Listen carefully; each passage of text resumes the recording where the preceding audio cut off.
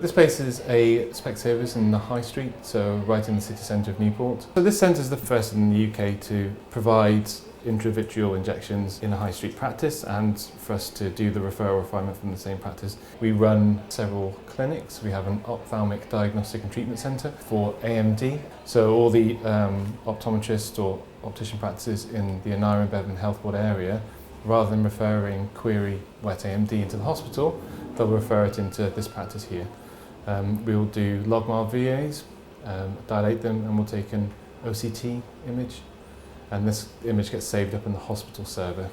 So that image will be then reviewed by a consultant ophthalmologist, generally within about 24 hours, and then that person will be seen in the best clinic, be that for wet AMD or for medical retina.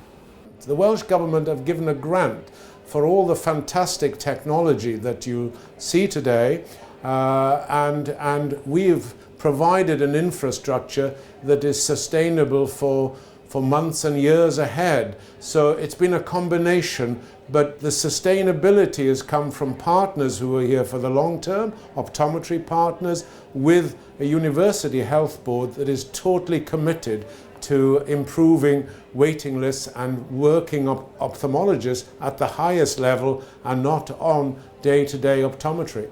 It was really interesting to be part of that in terms of hosting a health board facility within an optometry practice, something that had been done before but never on this scale, and certainly never with this level of community involvement.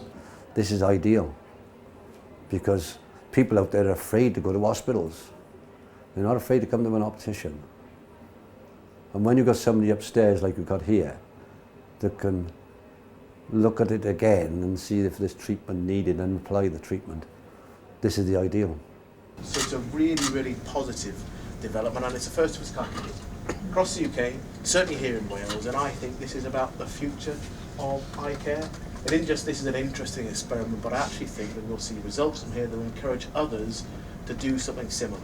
From a nursing point of view, it's a wonderful setting.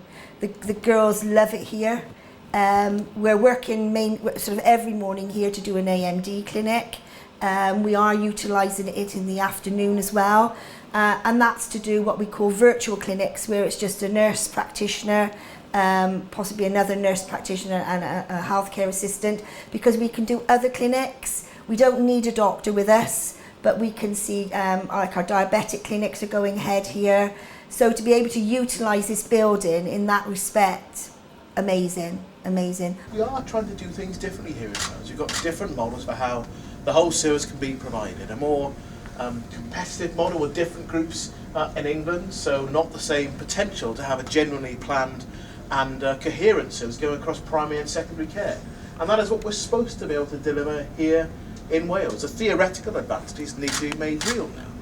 The reason it works here is because you've got an eye care pathway group where you've got ophthalmologists sitting down with optometrists, with RNIB and third sector, the health board who basically pay for all these services, discussing collaboratively how do we solve these problems. In this instance, the health board came out with a tender saying they wanted to provide a specific type of service within a community. They hadn't specified whether that be a community treatment centre, as you would find in a GP surgery, or whether it should be optometry.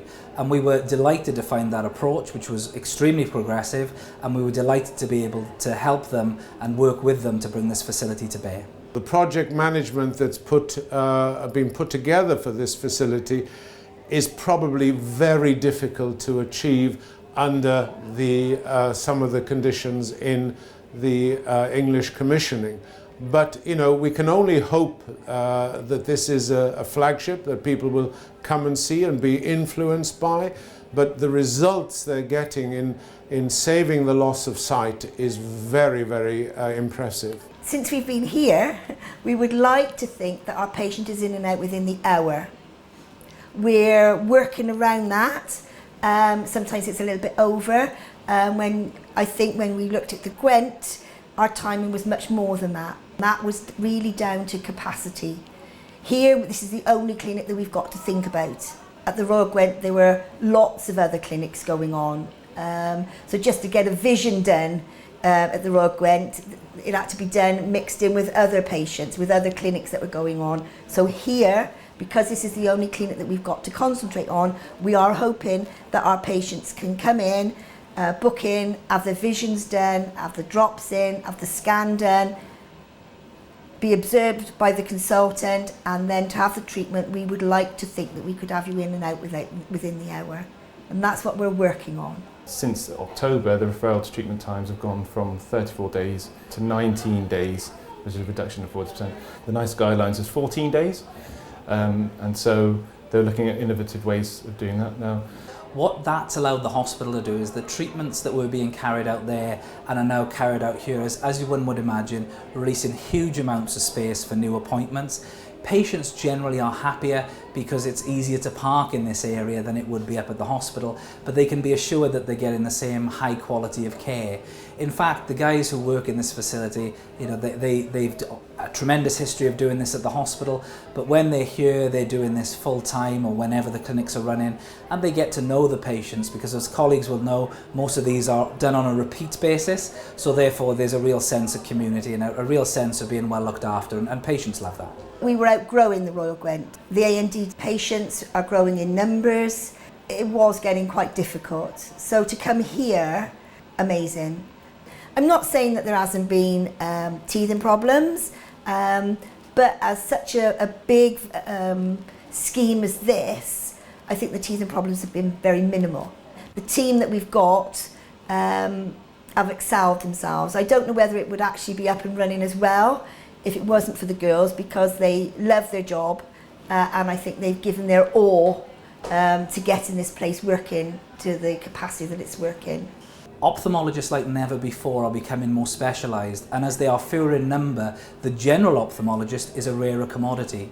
What Optometry must do, of course, is be in a position to help their communities and help the NHS to maximise the opportunities that comes its way. And I think projects like this here in Newport should and must become part of a growing portfolio of community-based optometry care. We're not the only hospital, the Royal Gwent, where capacity is out, where people are outgrowing it. You know, we're definitely not. We know that from speaking with colleagues in different areas.